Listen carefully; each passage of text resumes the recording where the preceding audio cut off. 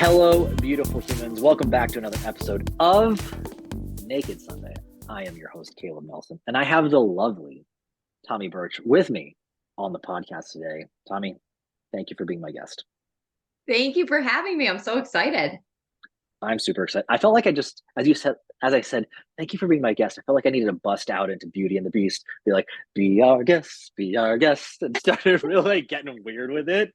I That'd oddly know every single word to that song. So, I mean, if you want to do a duet, we could do it.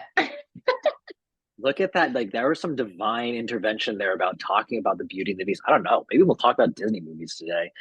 We'll see. It's my favorite topic. Is it really? Oh my God. You know, we should do some like interesting cinema-based fitness wellness thing.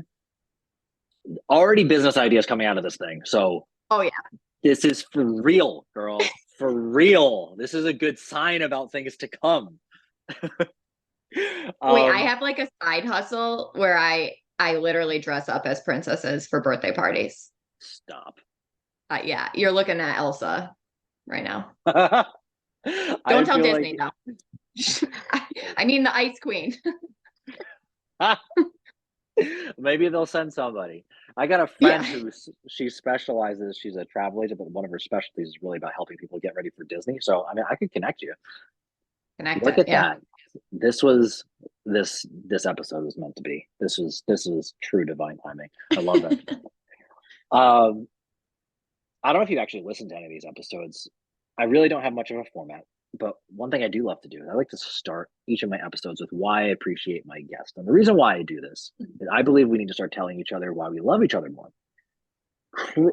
Call me crazy, but I believe this is like a good first step in the idea of this whole thing called world peace.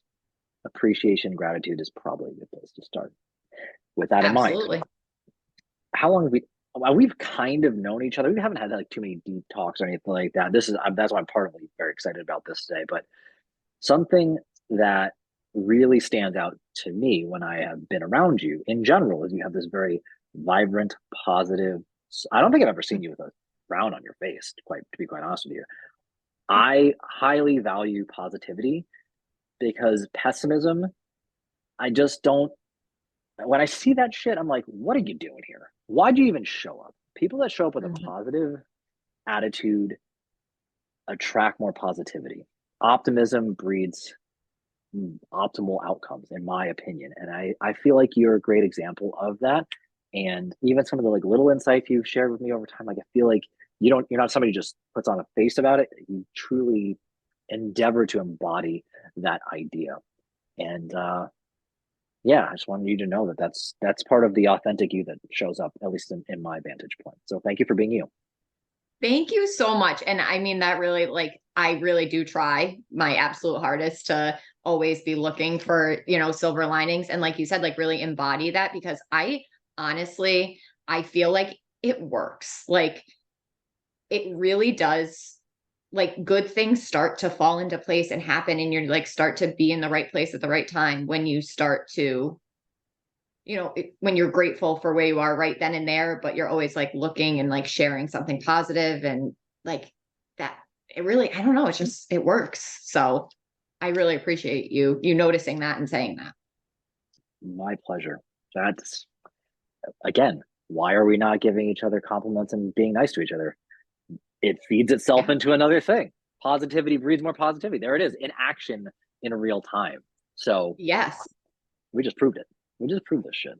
Like, yeah, I don't know. Maybe they should put us on a board for world peace. That maybe we might solve it that really shit. does start like with those little tiny ripples of, like, you may not be able to make like a huge impact immediately across the world, but certainly a compliment can change somebody else's day or somebody else's viewpoint, which in turn goes on and on and on. It's that, like, bringing it back to like Pocahontas, and like grandmother Willow like dips her little her thing in the water and it starts to ripple, and that's how you start a change. Like, see, this is exactly, you're right. It's just divine Disney timing. I think I'm about to call this episode Princess Positivity or something like that. I had somebody call him. Please call it that. You want that? I had a guy Yeah, call himself the Prince of Positivity, but your Princess Positivity, just like straight up just name Princess Positivity, that's pretty fire. That's pretty I fire. love that. I'll let you take that as just a brand Okay. thing. It works. It works. Trademark that. There we go. I actually have a few things I need to push through a trademark thing. I haven't done that before, but I got a few. And of course, this is me kind of feeding my own ego as I'm saying this out loud. But like, I've got a few sayings that I'm like, these are pretty tight. If I put these on t-shirts, people are gonna try to steal this shit, and I can't. That's like, I Can't gotta have lock that. these in. Can't I have don't blame this. you. Protect the brand. Let's go. Like brands. Absolutely. Let's do this before we get going into all the fun stuff. You know yourself better than I. Share with our audience, Tommie, who are you? Who am I? So my name is Tommie. Obviously, we established that. Um, I am a mom. I am a yoga instructor. I am someone who is just kind of figuring out a new phase of life right now. My daughter just turned 1, so I'm in kind of an interesting, phase in my life. I also am recently, I should say, kind of shifted career paths. And actually, you were one of the first people I had a conversation with that about, like, before I even told anybody about it. I was telling you about it. I was like, I'm thinking I want to leave my full-time job. You must just have that personality where people want to tell you things. People tell me a lot of shit. People tell me stuff Yeah. they haven't told their significant others like in their life. So, Yeah. wow, I didn't know that. Oh, This yeah. is You were enlightening definitely to me one of the right now. first people. Cool, keep Yeah. going. This is fun. Yeah. um, so yeah, I am someone who loves fitness. Prior to COVID, I was an event planner. So I am your go-to organization spreadsheet girl. I am the co-founder of Capital Sweatfest. That was one of my biggest, most recent accomplishments that I had. And yeah, I like to think of myself as someone who is a positive person. I like to think of myself as someone who is grateful, but who's also just real. And, I'm doing the best I can. I'm in no means perfect, and I'm trying to work on not trying to be perfect all the time. Um, but yeah, I'm really excited to kind of share what I'm learning as I go in this yoga slash fitness slash mom parenthood journey that I'm on right now. I would like to think I'm funny. We'll see, I've had I a couple. guess.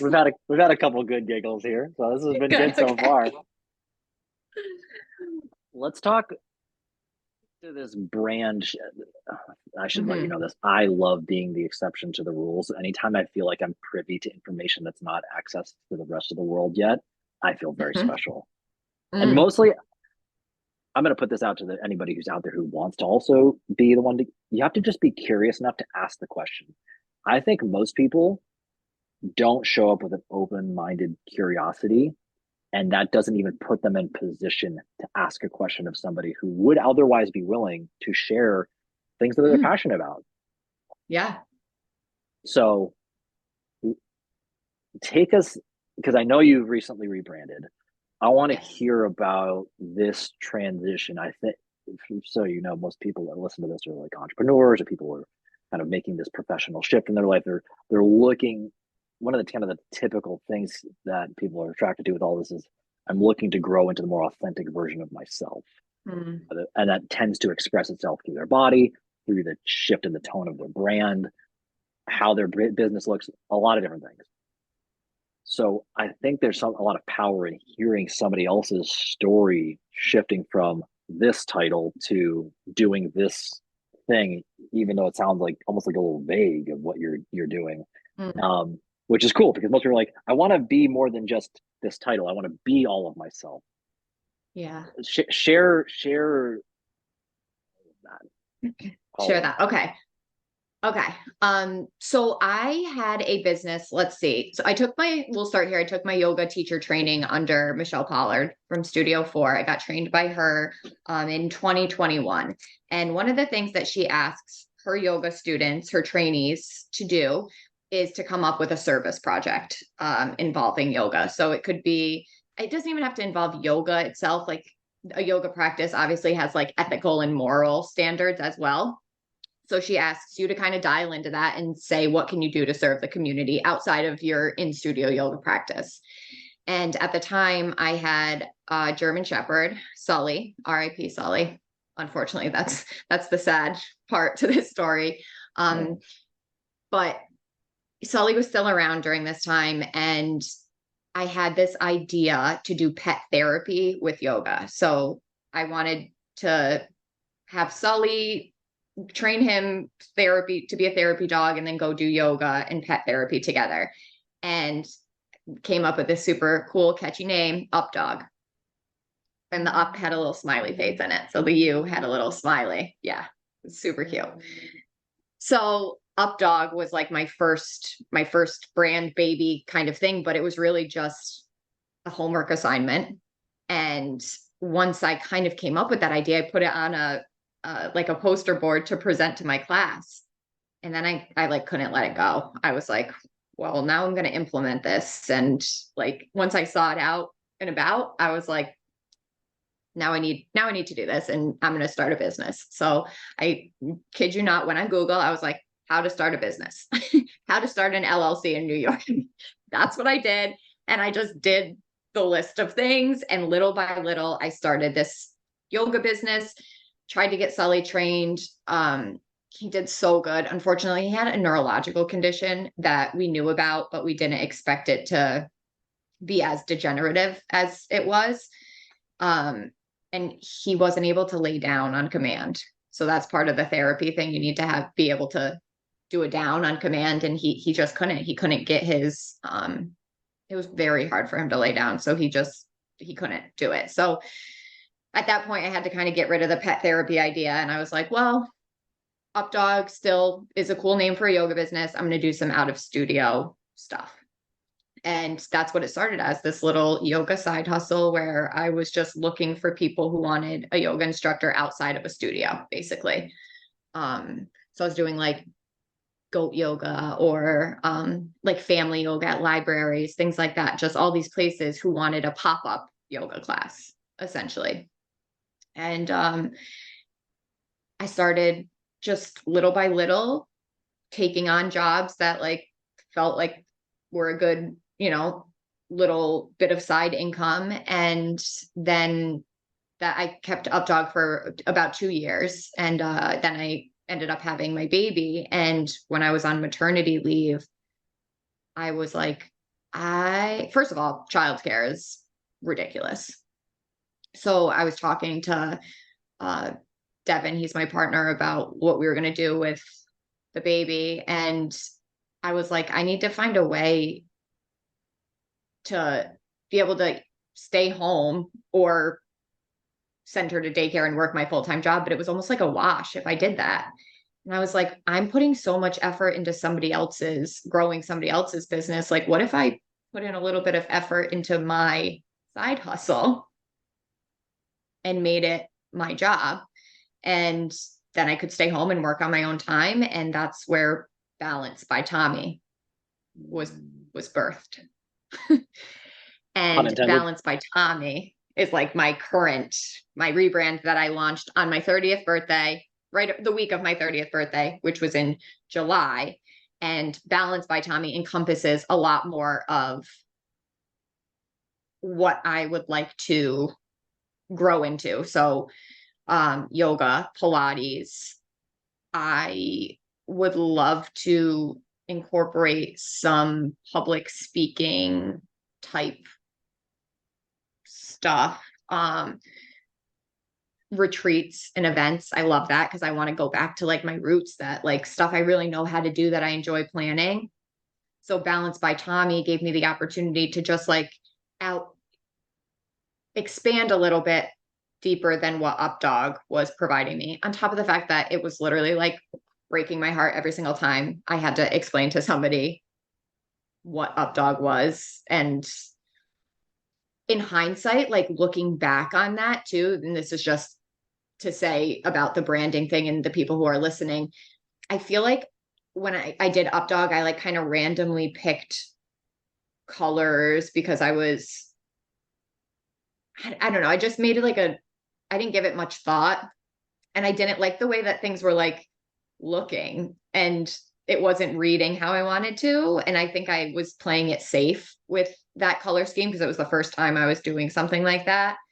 And it's important, I feel like, to have a good like brand look like that people can identify with. And that's when I decided I was like, I'm just going to be my authentic self and go straight up mermaids and pastel colors. And like when somebody sees something holographic, I want them to be like, oh, that reminds me of Balance by Tommie. Like I want people to pick up something holographic or like a mermaid thing or a, you know, I don't know, but that's what I want. And I was like, it's not very typical for a yoga business.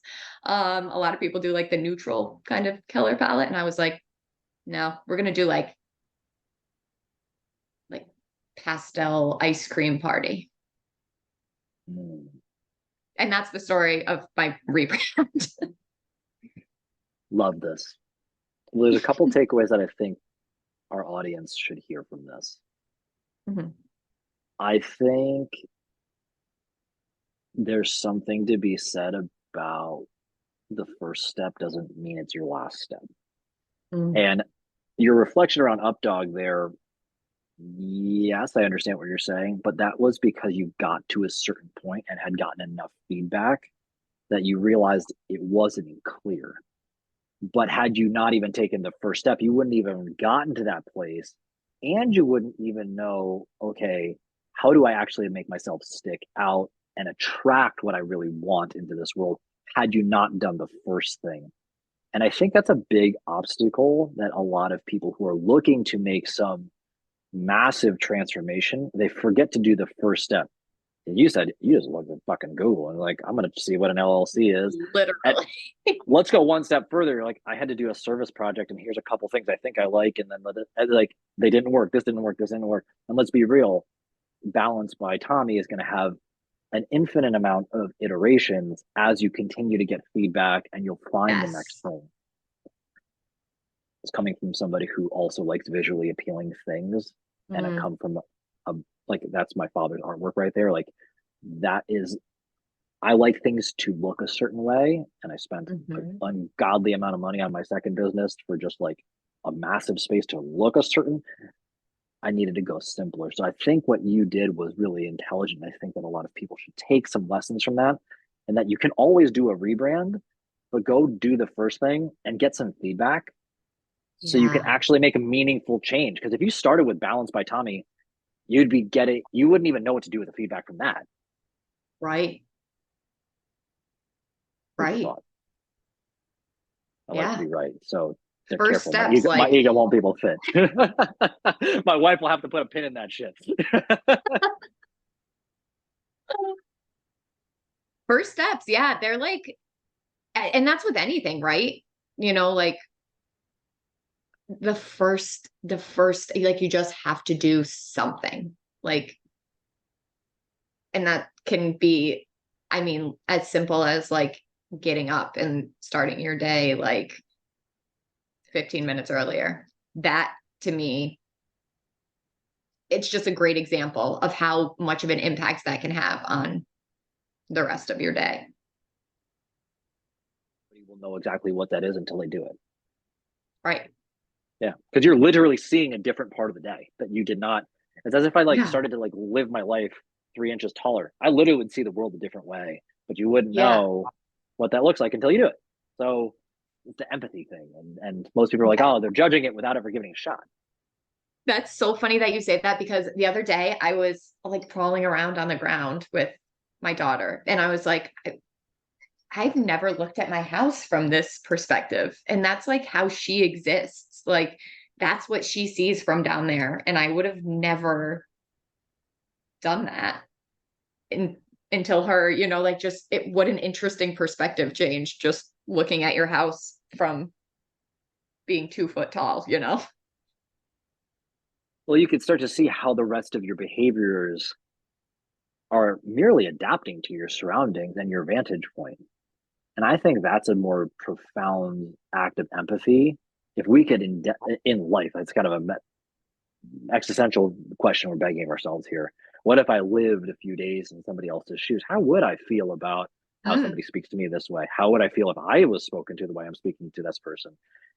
It hits different when you do that. It just we tend to be lost in our own shit that we forget somebody yeah, else is consuming this experience in a very different lens than we are. right.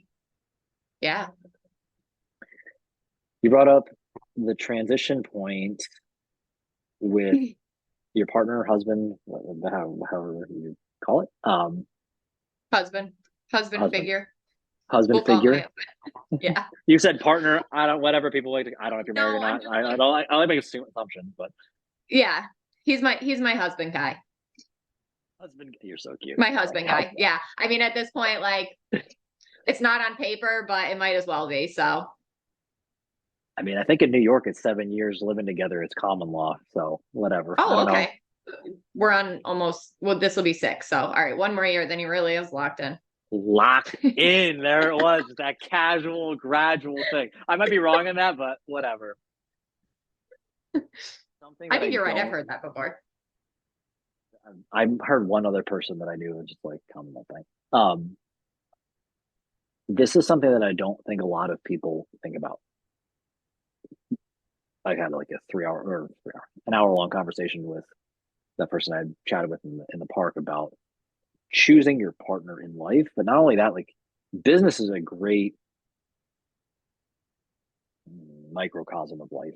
It's Mm, a living, eating, breathing, sleeping thing that requires energy and all that. And it's its own amazing ecosystem. But what I don't think people consider is the stress that it imposes into a relationship and how to manage that. I'm curious about the discussion beyond just, hey, like we're trying to figure things out. Like, what did that conversation and how does it continue to evolve together? How do you navigate this concept of entrepreneurship with a significant, meaningful relationship, and not to mention being a parent? What does that look mm. like for you guys? Yeah. So that we spent a lot of time talking about how we were going to make this work. And I'll preface it by saying, when we got pregnant, we weren't like actively trying. It was kind of like if it happens, it happens. But it definitely wasn't something that we had a plan for, or like that we really gave any thought to how life would look like after the baby or how that was going to work. Um, so we have kind of, I had said to Devin, I was like, Dev, I've been really giving this a lot of thought. I'm like, I really want to do my fitness thing full time. And I think there's this opportunity right now that it could kind of work for both of us because we have to figure out a childcare situation. And, you know, there's never been a time in our lives that we both haven't had like a traditional full-time job, I want to say. Uh, but I just kept telling, I'm like, I feel like this is the time. I think that this works. Like, I want to be home with her. I want to be able to, I just didn't feel it. Something in me was like really pulling to kind of make this shift. And he was just like super supportive of it, which was so valuable to me. And I don't know why I was like almost expecting like a pushback from not just him, but from anybody, which I did get in some spaces, that like you're going to leave your like full time, safe, steady job, that kind of thing. But he just was really like, all right, let's do it. He's like, he's a contractor. So um, he has a decent amount of work coming in, and he's definitely like a 40 plus hour a week guy on the job, hard labor type um job. And he just was like really kind of took over this super providing embodiment almost that allowed me to do what I really love, and it's working, which is so cool. Like the fact that it's working for us. It's working for our relationship dynamic. It's working in the sense that like my business is growing, and just having his support in that is what a gift, what a valuable part of a relationship, to support your significant other in something like that. And I think it's hard sometimes to do that. Like, you know? What does support look like in your context for you guys? Obviously, like, okay, financially, there's a certain kind of. Mhm. I told you at some point Ty was going to make an appearance, so we'll make sure he waves to the camera. For anybody who's watching at Hi, home, Sid. Ty is on camera, making sure he Hi, is Ty. understood. He wants to be seen by the crowd. You're going to sit right there. You already got to walk earlier today, buddy. Um, okay, the financial piece. Okay, that's one piece, but beyond just money, what does support look like? How roles, responsibilities? What kind of conversation? What kind of what's that dialogue look like for you guys there? Um, that first part was like, I was so, I wanted so badly to hear, like, yes, you can do this. And I feel like I wanted that like vote of confidence almost. And I felt like that, him saying like, yeah, I believe in you, like it, which he did. He was like, I believe what you do and what you love to do can ultimately down the road build us the life that we want. And that in itself, like those words, yes, I believe in you, yes, I will support you, you know, what else do you need from me, you know, in that area, you know. And it's not, I don't think we really, like, we don't talk about like every single thing that's going on in my And we're and we're back. that was one of the first intermissions I've ever done. So there we go. That was Oh, wow. yeah. Usually I don't stop, but if we got guests coming in, then I Yeah, gotta make sense that to make happens. my That point. happens. So you were Um, saying like it was just a lot of like support, like just constantly being there for yes, each and that believing in me, because at that point I like I said, I had this like pull feeling of like I really was starting to believe in myself. And for him to give me that little in the right direction was like, yes, like, yes. That was so awesome. And, you know, I don't think he knows on like a level of how much work I'm putting in during the day, during nap time or whatever I'm doing. You know, he just knows that I'm doing super important work being at home, taking care of our baby and raising her the way that we want to raise her. But also just really every second that I have of the day, like I'm looking to find something that I can do to better myself or better my business. And just, you know, whether that's like in the 5 minutes I have, like logging receipts or miles, or like drafting some social media stuff like that, you know, there's just so much that goes into it. And I don't know that it really, you don't know until you know how much work it really is, you know. Um, but yeah, just that vote of confidence that he gave me, just telling me that he believes in me. I think there's no greater tragedy than a partner or spouse that does not believe in you. I Mm, know those moments where, and there's gonna come moments like there's gonna be fucking really tough times, always. And I can speak from personal experience over the past few years. I've gone through two closed businesses or pivots in businesses, hmm. and I will give this much to my wife, you know, and you know, Lexi, Yep. there's just moments, but there's other times where she's just like, because it's not just a me thing. She has to bear a burden and thing as well. Hmm. And those times where you could see like, you know, it's stretching her own belief. I know within myself, I'm like, huh, am I on shaky ground? So there's no, like when you said like, wow, my person Mhm. is standing by me. And I think Yeah. there's a very important thing. Like, I can't remember what video I saw or something like that, but it's one thing to be the crazy person standing on the mountain screaming your message. Yeah. I think that like that's brave, but there's another brave thing out there in that the first believer is going to say, there ain't anybody else, but like, I'm going to go, yep, like there's something Yeah. there. I'm going to sit with that. So I thought that I think there's nothing more empowering than that. The belief or the conveyance of like, yeah, you got this. Even because it's already, especially if you're about to unveil a new piece of yourself, you're about to try this Yeah. new vulnerable hat on for size, and you don't know what you don't know. We're looking for some level of stability to do. Hmm. So that's really cool that, I mean, coming from somebody like yourself who's so positive, you're like, you're waiting for them to say no. And when they say yes, Yeah.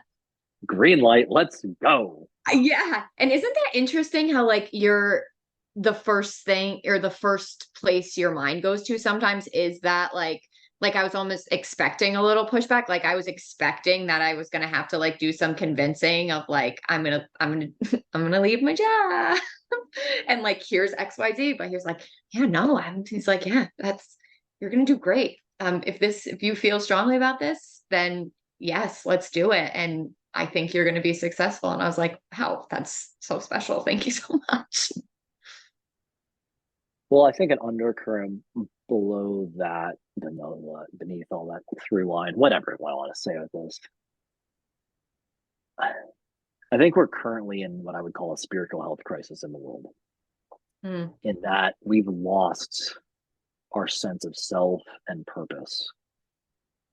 And the reason why I'm bringing this up, when I hear this internal battle, this moment where you're about to approach your person hmm. with your dreams, your vision, the direction of your life, and essentially saying, I want to share this with you.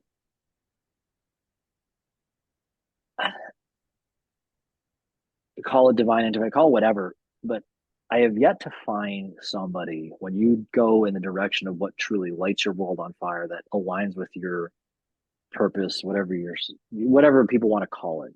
They want to be more agnostic or whatever. There's a certain thing where it exposes the truth of everybody, but it also in that allows the people that are destined to be with you to show Mm, themselves as well. And if we don't even give them the opportunity, we're never going to even know that they're there and in what capacity they were there. It is that moment of trial within yourself that actually strengthens the relationship. But it's yeah. hard to feel that. It doesn't feel strong at all. Strong move. Yeah. And we actually were just talking last night about how like the dynamic has shifted.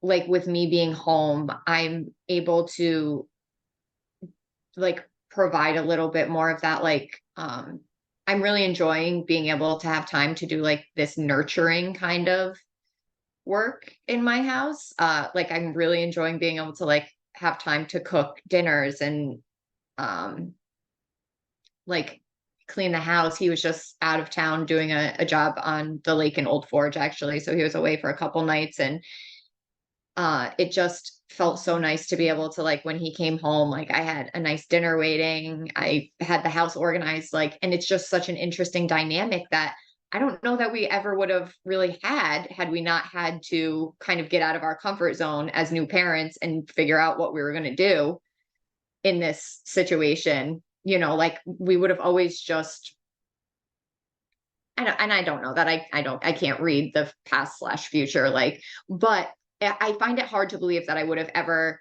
had the courage to leave my full-time job and create this new dynamic for us that, in my opinion, feels very strong and like that our relationship is really like strengthening in this dynamic of me being an entrepreneur slash staying at home type of persona had we not, had this unexpected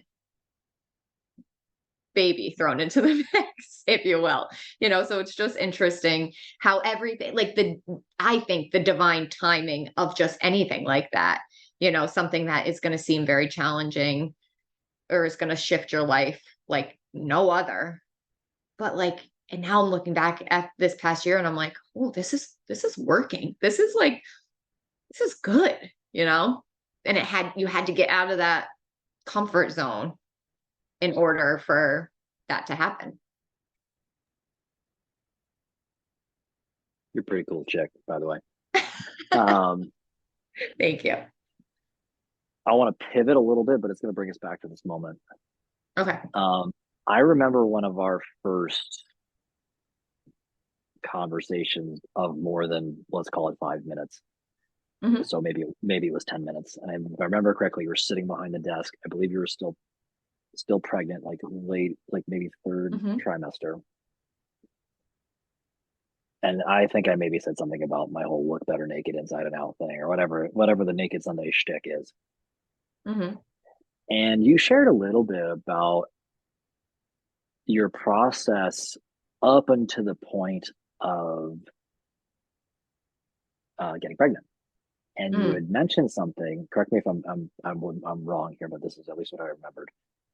Is that at that moment you'd never been more confident in your body, like your internal and external relationship lined up. You'd felt that way, Mm-hmm. and then I mean, at least from outside looking in, seemed like you had a very happy, healthy pregnancy. Maybe some challenges because I can't imagine it's all just like smooth sailing with anything like that. But even you sharing that, just kind of your introspection around that and how you were navigating it. The reason why I'm bringing that up, I'd love to hear a little bit about that journey because I don't think enough people think about the preparation before the preparation. Why I'm talking about this, for one, Lexi and I, and this past year, like we want to start trying for kids now. A lot of our endeavors previously had been about getting ourselves in a place to be able to welcome life into this world, whether it was with our household finances, new business stuff, but with her also physically about appreciating the relationship with her body. A few years ago, when I came back from our, this was when Naked Sunday actually happened. It was literally me learning how to love myself inside and out, and I happened to lose 40 pounds in the process. It was about the external practices aligning with the internal values. So what I was hearing in your kind of your checkpoint of how you felt before you got pregnant, and then, oh, okay, I'm pregnant now. I felt it was kind of like this, again, my observation sounds like you've been preparing for this next evolution in your life by first putting yourself mentally, emotionally, physically, spiritually in the right place to now receive the abundance that is the miracle of bearing life. And then now it also birthed this brand, this evolving brand. I don't know where you feel in all those things, but I'd just like to hear some of your thoughts on at least my take on what I was seeing. I'd love to hear your thoughts on some of that stuff because I think a lot of women, especially, and women don't always want to hear this, but like men are just as neurotic about our stuff. We just don't externally verbalize. Well, I'm a dude who talks a lot about feelings, but most men do not. I am full blown aware I'm an outlier, and my wife thinks I'm the chick of this marriage. It's okay, but I'd love to get your take on some of the things I was just observing there. Yeah. So, when I found out I was pregnant, I was at this point in my life where I was like really, I had been like dedicating time to working out, to my yoga practice. And it's funny about a yoga practice. I think a lot of people, if you're not familiar with a real full lifestyle yoga practice, for a lot of people, it's just like, oh, you go to the studio and stretch, things like that. It's a movement practice. When I did my teacher training, it like totally flipped a switch for me about like a spiritual shift, moral, ethical shift. And I just felt like I was in a really good place in compared to where I was in my early 20s. I just felt like I was in a good place. And, not planning particularly the pregnancy came with a little bit of challenge to, that's a scary thing to feel like you're in this great place. I'm like, yes, I finally figured out at least a portion of like what I'm doing with my life. Like I'm working out, I'm making better choices, I'm reading books, I'm just trying to learn, I'm learning practices that make me feel good. And then it was like, and by the way, you now have to share your entire body, mind, soul with another little soul for 42 weeks is how long me and James were together in the pregnancy. So that was hard. And I feel like a lot of people don't talk about that either. You know, there's this societal pressure to immediately feel this like immense happiness. And I, it took a little bit of an adjustment period. And that's a very vulnerable thing to say because like I feel again that societal pressure, like it feels guilty to say right off the bat that I wasn't like, yes, this is the best. Like I was like, oh my gosh, I don't know what I'm doing. What's going to happen? What's going to happen to my body? I don't know anything about pregnancy. I have to, I have to give birth. Like that's where my head was at, you know, I was like, oh my goodness, this is very overwhelming for me right now. On top of the fact that you really have to kind of make this, the shift that you have to make happens within a second. So, and that's a woman thing, you know, for dad, you have, that's not to say when you're in those times of pregnancy, I'm sure dads, you know, are planning, are thinking, are they shift too, but for women to like have to 100% in one split second shift a lot of things about your lifestyle is very challenging. And it takes a lot of just reflection and grounding, I think, to really come back to be in a place where you can start to feel confident, empowered. Like, yes, I can do this. I'm going to figure it out. You know, millions of other people have babies. It's so funny. I explained it to like, I was telling, I can't remember who I was talking to about it, but I was like, I felt like I was on like 16 and pregnant. I'm like, I was almost 30. Like, why did I feel like I was like, oh my God, I have to tell people like I was like, MTV is gonna call me. They're definitely gonna be like, oh, we gotta feature her on the show. And Devin was like, babe, you're literally almost 30. Like in 5 years, it's gonna be considered a geriatric pregnancy. I think we're in a place where we can figure this out. Um, so that just was, you know, a really hard shift. However, I think that that was a huge growth for me, um, physically, mentally, emotionally, to um, surrender a little bit, do a little letting go practice. And throughout parenthood, everything, that's a huge thing. I'm a rigid routine person. I like things to go a certain way at a certain time, like down to the point where like I liked to clean my house on Tuesdays between 9 a.m. and 10 a.m. before. Like that that's what I did. Every Tuesday at 9 a.m. I would clean my house. And that's just like not a thing anymore. And guess what? It was still messy on Wednesday. Go figure. Like I could still clean it on Wednesday and it didn't fall down. And I, you know, now I know that a little loosening the reins a little bit is not, it's not gonna send me into, you know, a downward spiral. Um, Can I send my wife over to you to talk about that? She crawls up my ass about anything being out of place. And I can say this out loud right now because she vehemently does not listen to the podcast. So I'm safe. So this is good. We're good. oh my, yeah, I was the same way. I'm not gonna like, I was like, oh, that was another thing. I was like, we live in, and we're in an apartment right now. And I was like, oh my gosh, there's going to be toys. I'm like, there's going to be, I can't live with toys. There's going to be toys in my living room. Like, absolutely. And now I'm like, just throw it over there. It'll be good. You know, now I'm literally looking at, I can see just from this one spot, a large Halloween cat with a hat. I would never buy. a little push thing that plays music without me touching the buttons on it. Like it just starts singing. So that's cool. One of those little things that they had in the doctor's office with like so much shit. And now I'm just like, oh, all right, it is what it is.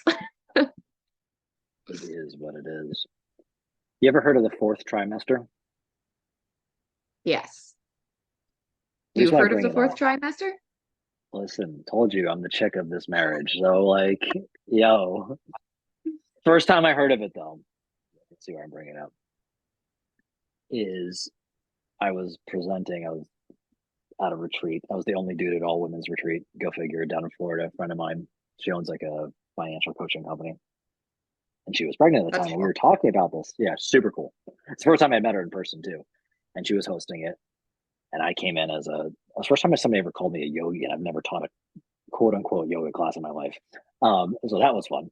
But we talked about this fourth trimester thing and the idea of having a season of transition. But when you brought up the word of surrender, it's because you're surrendering this old identity. And what I think was important about you brought into this equation is people don't expect there to be a grieving process of the old identity. Yes. Yeah. And I think that most people don't understand that as we get older, we're merely going through endless amounts of grieving.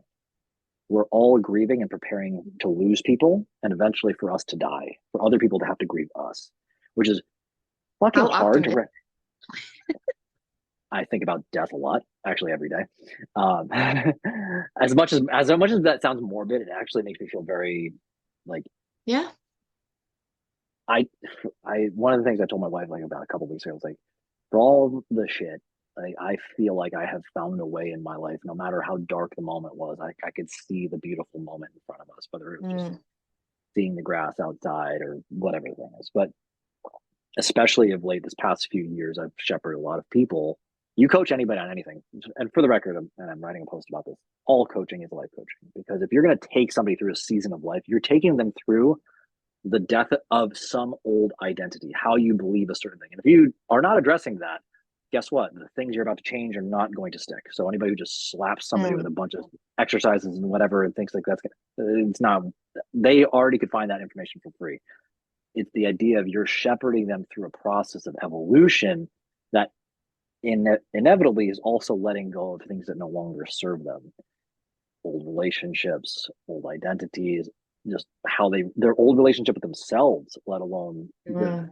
the clothes you wear, the people you spend time with, how you speak, the language you choose to use, the activities you choose to engage in, how you choose to engage in like exercise to you, I've got to imagine looks different now. The intensity at which you approach a practice, the pacing, the breathing, what you care about, who you go to show up with, you're probably a little more selective. Those are things that I think there was an interesting fourth trimester that people wouldn't even think as a fourth trimester. They mostly associated, okay, you had the baby, and now, okay, this is your postpartum period.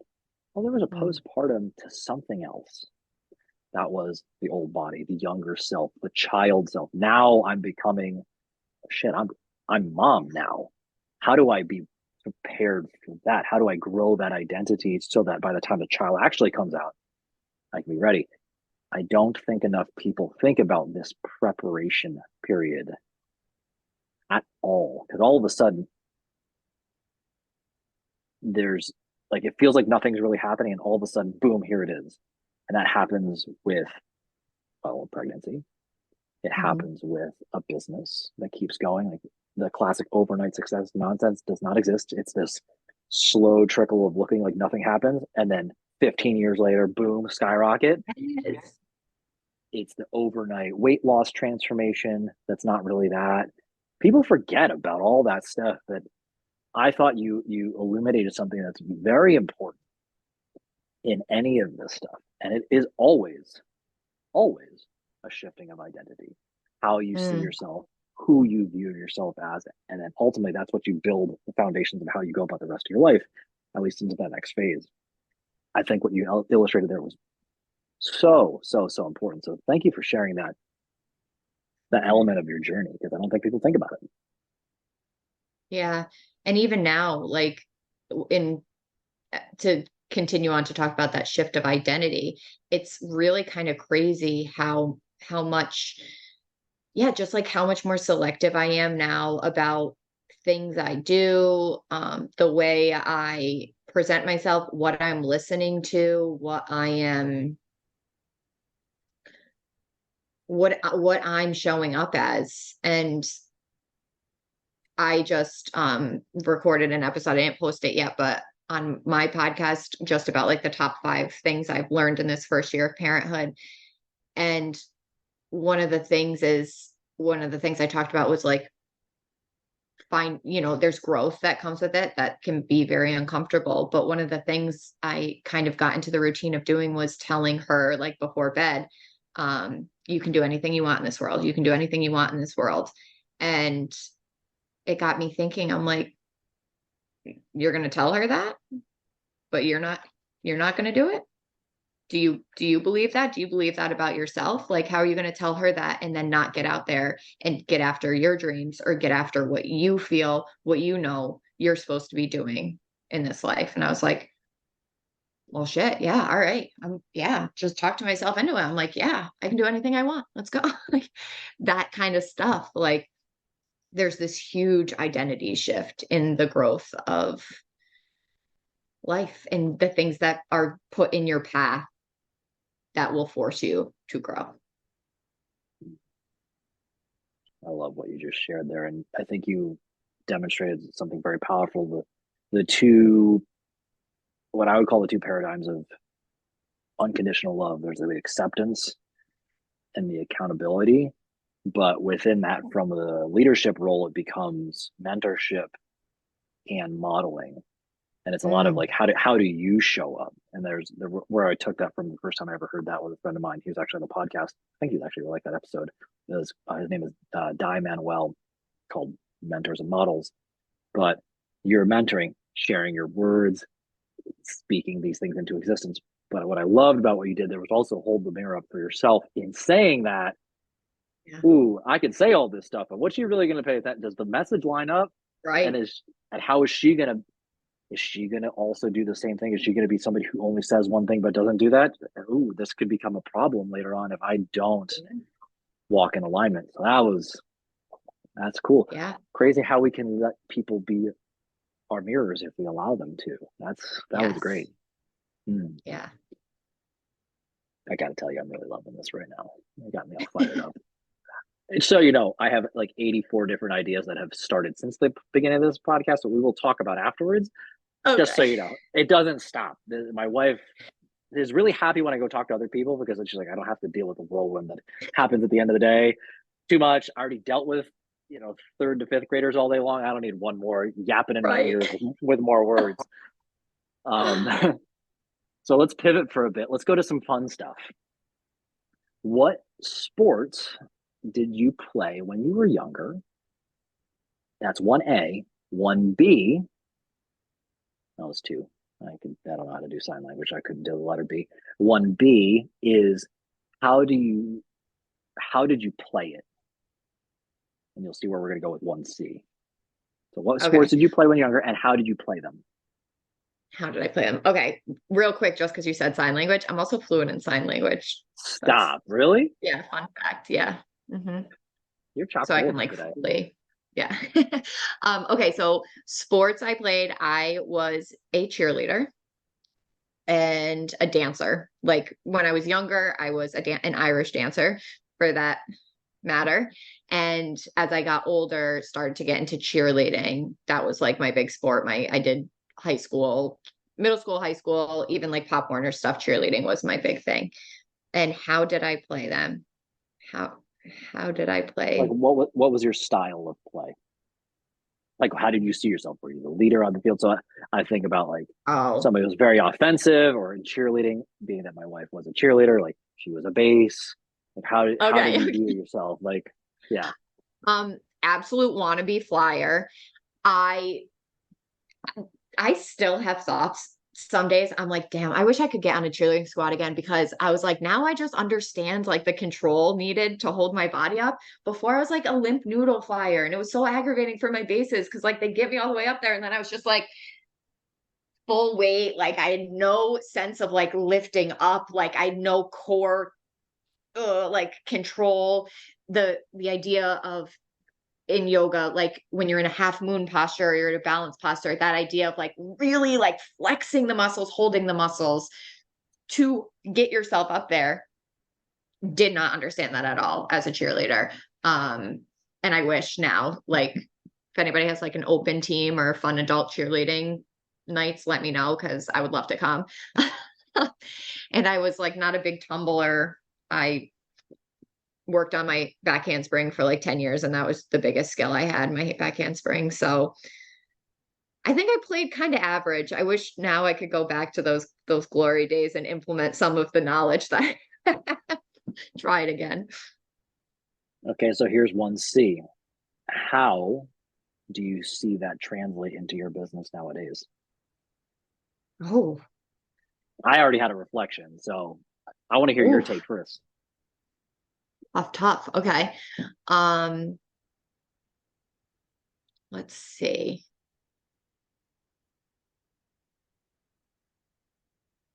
Oh man, that's hard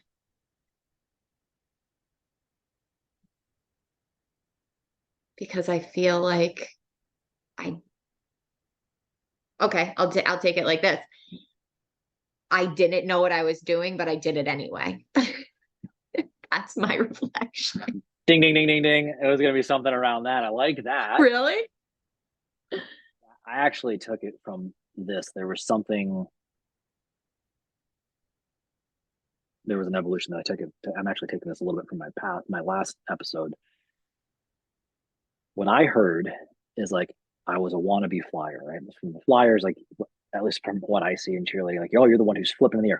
Who's everybody watching? I was watching the base. People were Yeah. watching this crazy shit go up in the air.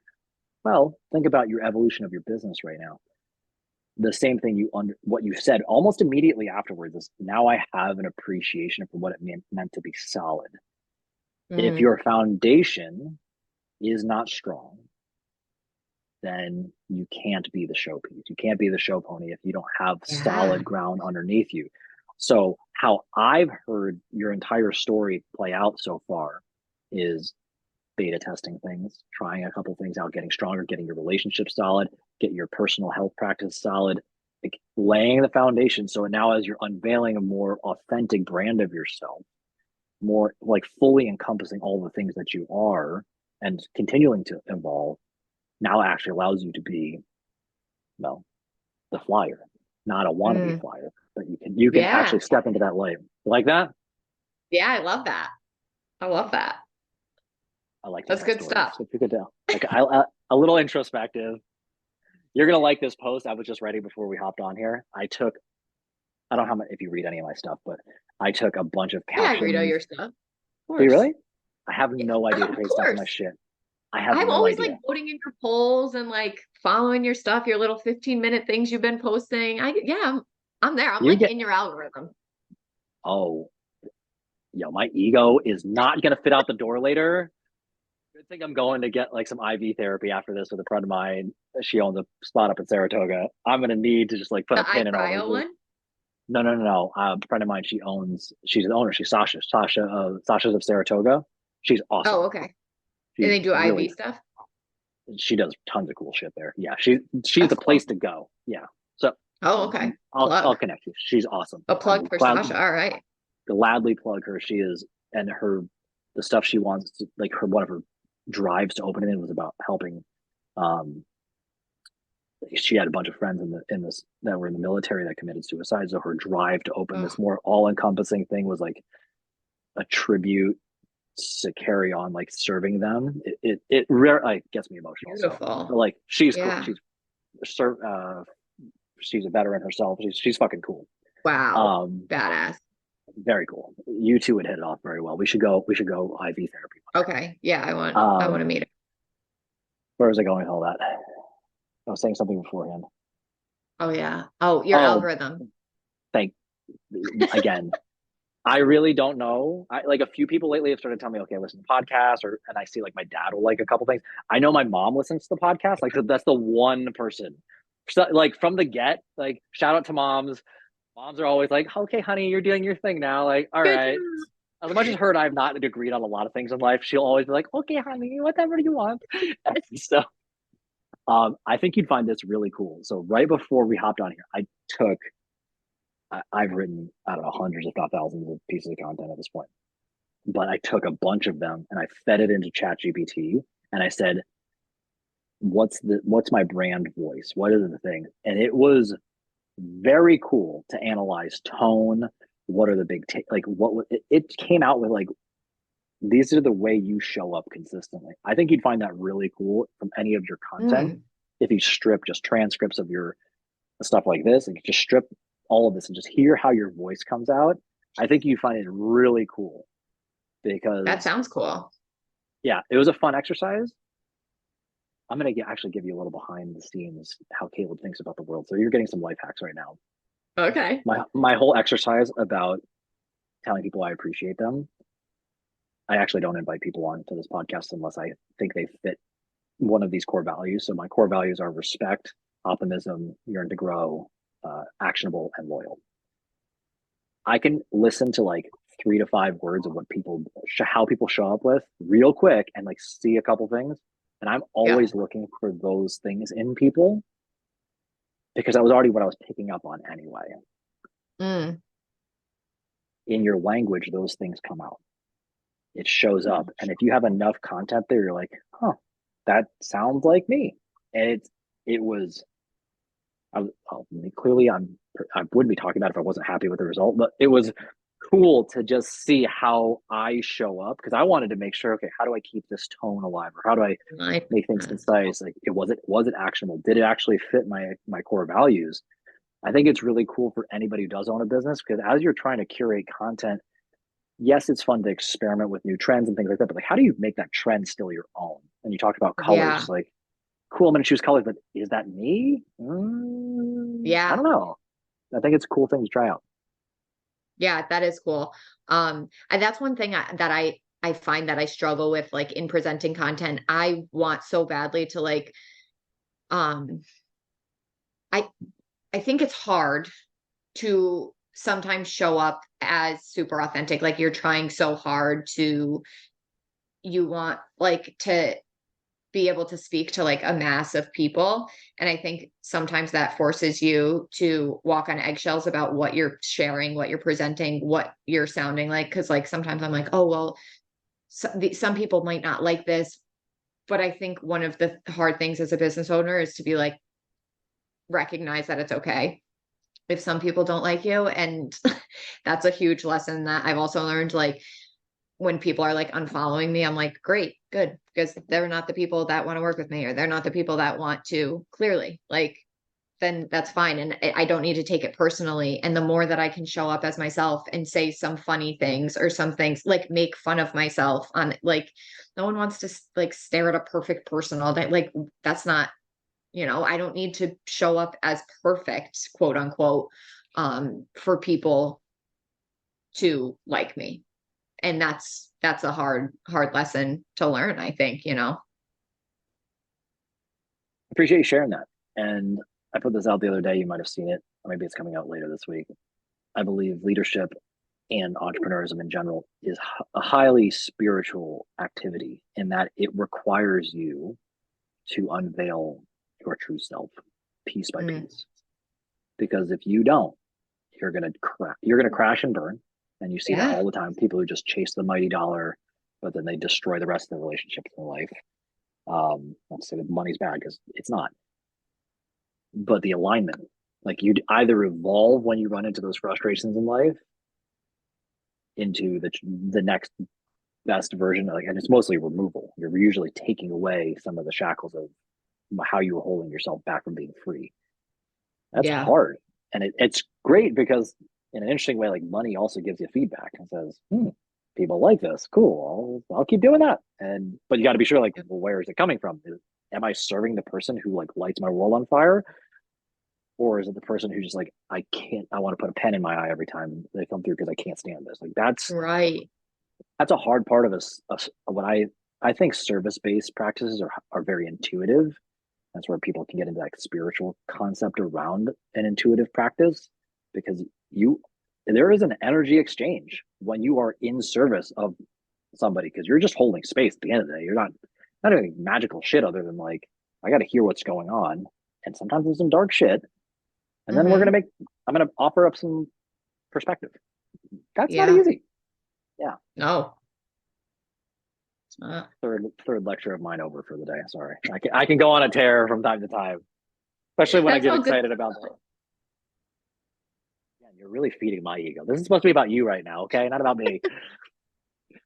Let's move into fun question number 2. By the way, these questions were very hard for me to come up with because I was trying to find like a playfulness in all of this. I struggled a few years ago about finding like what is play to me, which is going to harken back to why I asked that question. How do you play? In college, I studied kinesiology, but my school was a big phys ed school. You studied what? Kinesiology. It's a really fancy Okay. word for study of human movement for anybody listening. Yeah. They changed the name from exercise science to that so they thought Okay. they would get better jobs. It was a big marketing play on their part. Smart move. Right, maybe. I don't know. But play came out a lot in that. And I kind of like, because I didn't understand how to actually do free form play. I like a game with defined rules and I can win. I can figure that equation out. But to just play for the sake of playing, I don't know. It's a weird chaos that I didn't know how to wrap my head around. So this playfulness was like, how do I bring enough of like, I always want my questions to have depth, but also like sometimes just let's have a giggle. Like that's Fun. hard for Yeah. me. So choosing the right guest, somebody like yourself, helps with that. So thank you. With that, question number 2 Yeah. is movie and TV series. Favorite. So you're on a desert island for the rest of your life. You can only watch one movie and one TV series. So you get to choose 2 things. It used to just be desert island movie, but I was like, let's just see where a series might go into this too. So you get to choose both those things. Okay. I am not a huge movie person. I am one of those people who has not seen like a lot of movies, and Devin is always getting so frustrated. Like he loves movies so much. He loves to watch movies and he's like, "Have you seen this?" I'm like, "No." He's like, "All right, we'll just add it to the list of movies that you say you'll watch with me and you never will." But okay. That being said, oh my God, I don't even like, I can't even, would really have to think about a movie that I enjoy watching. I really like Harry Potter. That's 2 episodes in a row where Harry Potter gets dropped as that answer. Okay, all Really? right. Yeah, and I would be hard pressed to find like one. It would like, I really like all of those movies, but I'll tell you what, I'd rather be on the island with the books than any of the films. Wow. Yeah. I haven't read any of the books, so What? yeah. Oh my God. You got to read them. They're so good. I just Maybe reread them again in 2020. maybe All of them. audiobook. I'll listen on audiobook. It better be Okay. somebody with a good voice to read it because if it's not, It then better I'll have just a get British accent. that too. Yeah, like If what are we if doing you're doing otherwise? audiobooks, like I want it to be British accent Harry Potter. Give me that authentic. Yeah, okay. Yeah. So then give me TV series then. Okay, the only thing I watch on TV, and this is like I cannot stop watching baking shows. And like I don't bake. I cannot stop with it. I love Kids Baking Championship. Like that is I love Kids Baking Championship. Halloween Baking Championship, Spring Baking Championship. I just love watching people bake. I don't know why. That's all I want to watch, people baking. That is usually I'll ask why, but those ones I can't see a thread how that parlays into like life. That's just fantastic. Yeah. Okay, I just wait. want to I watch. also want to give a special shout out to One Tree Hill. I would watch One Tree Hill over and over and over again for my whole entire life. One Tree Hill and baking shows. That's Well, what about One Tree Hill hits with you? Is it just because it was like when would I don't even remember when One Tree Hill was out? Was that oh, circa One Tree Hill. I just like 2005? yeah, probably around that time. Like Peyton Sawyer is like she speaks to me like oh, and you want to know what else about it is the soundtracks. Like there was a time in my life where like my career goal was to be the person who got to choose songs for TV shows or movies because of like One Tree Hill. Like they really played like Dashboard Confessional and Fallout Boy and like Stereophonics and all these the thought that went into the songs that were playing. Like I can hear a song and I could be like, oh, I remember that song from the episode of One Tree Hill where um like Peyton and Lucas were together. Like I know songs by that series. Then you must really appreciate my Leb's lyrical lessons thing then, because it is all about this like the song and the music and the tone and the lyrics and all the Yes. stuff. And how it like Yes. can really that's a big thing like in my yoga classes too. I prepare a yoga or like I prepare playlists for my class based on the theme of what I'm working on or the sounds. Like I have a funky, I have a joy, I have a no worries, I have a sacral chakra, I have a heart chakra, I have all these different playlists that I intentionally put music to. Like I very rarely will put together random songs on a playlist when I teach a yoga class. I feel like that this is a moment where we all need to go back and like, make our playlist for our heartthrobs or something like that. We're like, here's my Yeah. playlist. Like that was like a big gift in the back of like, A hey mixtape. girl, I made you a mixtape. Like Yeah. So it's like speaking of Jack's Mannequin, that they did a bunch of songs on One Tree Hill, the song The Mixtape. That's one that I always hear One Tree Hill. Love yeah, that. love this. Love this. Um, okay. Let's go to final question. Final fun Okay. question. What is your deathbed meal? And 3B is who are you sharing it with? Um, Thanksgiving dinner. Ooh, I okay. love Thanksgiving dinner. Mashed potatoes are, I one time wrote a 10-page paper on mashed potatoes for my nutrition class. What? A Yeah. 10-page paper on mashed potatoes? Yeah, so you had to write a paper for my nutrition class on your favorite food, and it was 10 pages on this, the science behind it. So there's like this whole chemistry thing where if you over mash, they get gummy and paste. That's like a breakdown of the starches. That's why you can never over mash your potatoes, or you should never use like an immersion blender because that's when they start to get gummy. It has to be like a hand mash or an electric mixer, but never over mash. And like the heritage of the potato, where they're grown. My mind is blown right Yeah, now. I'll send you the paper. I wonder if I still have it somewhere. I hope I saved it, honestly. You need to post that in your content. Please do.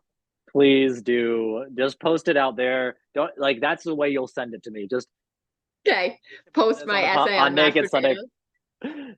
We just talked about this on Naked Sundays, whatever, with Caleb. This is want to know This is more what we mashing up talked about. Mashed potatoes. mashed potatoes and more on this week's episode of Naked Sunday with Tommie. And who am I sharing it with? Who are you sharing Um, it with? Gosh, I'm so blessed. I have so many friends and family that I'm so close with. Like I would invite everyone, like I would have a huge meal.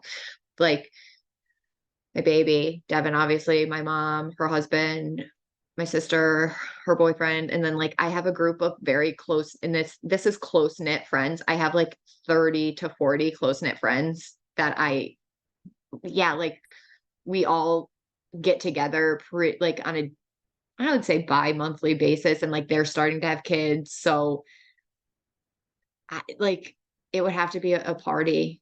We'd probably have to rent a space, honestly. which stays very in alignment with everything you said about yourself today.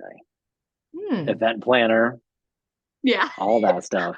I'm like, we need decorations probably. Um, some nice centerpieces. I love that that was your answer.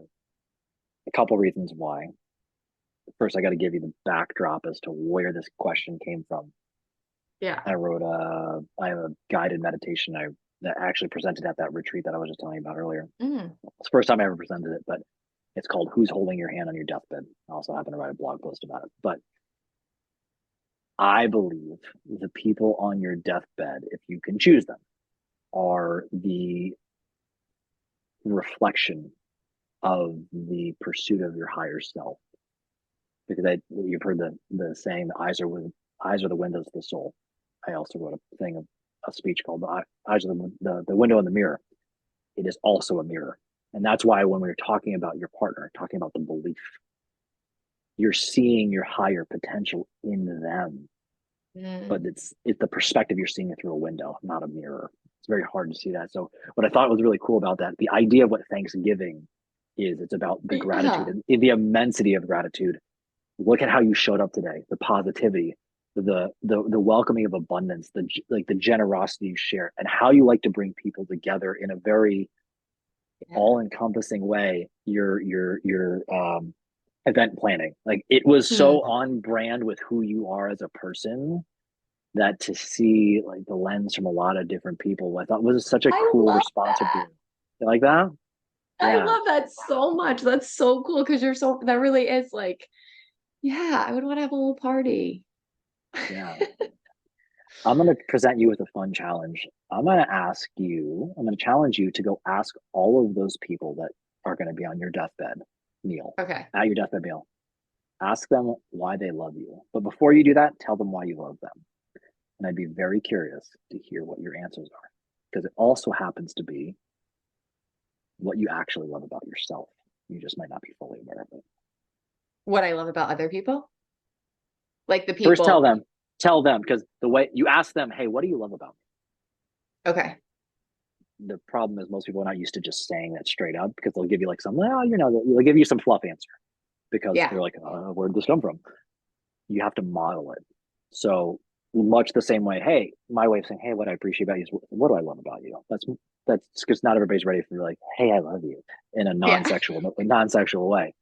Um, it's the idea. Most people don't know how to go to that depth. So if you can present the depth of, I really thought about you, and this is what I appreciate about you, and then you ask them to do the same. I've done this exercise with a lot of people, practically speaking, or like just kind of like impromptu, and what it has done for the depth in my relationships, and knowing like what I'm, also more importantly, what I need to deliver upon for that person, like the clarity of what I need to show up with them is, it's profound. I ask my wife all the time, hey, why do you love me? But like, we do it probably a real checkpoint, probably every 4 months, especially when we're going through some shit or whatever. Wow. It has been a profound exercise to be true about it. And you have to like get everybody into an emotional, spiritual place to like receive as well. It's cool. Yeah. That is cool. And I'm gonna see. Yeah. Okay. I like this. I like this idea. Yeah. I figured you I'm would, gonna do because it. you're awesome. I would love it. Absolutely love it. I'm ready. I figured you are the best. Um, my dog is crying at me because now it's getting close to dinner time. Um, Oh, before we do that, because he's going to keep whining anyway, somebody's listening today and they're like, yo, Tommie is the bomb.com. I need some more of her balance in my life. yeah. You like that? Put that Yeah, in I your love that. marketing material. Okay. You ever need marketing shtick stuff all day. What would be the best way for somebody to connect with you? Instagram for sure I'm always on Instagram. That's where I share most of my content. So it's Balanced by Tommie on Instagram. And directly, if you wanted to connect with me, I have my website, which is www. Do you have to say that anymore? That sounds so weird. I feel like an at No, it, www dot. pretty sure they dropped that years ago. You didn't have to Okay. type the double. Yeah, you're good. So Okay. let's jump past the Balanced by www by Balanced by Tommie.com. Tommie.com. Yeah. Friends that are listening, don't worry, that'll be in the show notes. If you kind of lost track and all that, gotcha. We're gonna be Just don't forget the www. exactly. Tommie, this has been an absolute pleasure. Before we go, what final words of advice, words of wisdom would you like to share with our audience? I just first of all want to say thank you so much for helping me. This is my first ever podcast. I don't think we said that, on the We podcast. talked about it. Yeah. So this is so special for me, really exciting. This just feels, I just feel very excited to be able to have this conversation and be a part of your podcast and what you've built in your business. So thank you for that. And I guess my last little piece of advice, and I think I'm going to stick with what we were talking about as far as just, finding some positivity, finding some gratitude. Start to take first steps in finding something positive about your day, about yourself, about your family, about your circumstances. Find something, find that first step of positivity and find a first step of gratitude, of being thankful.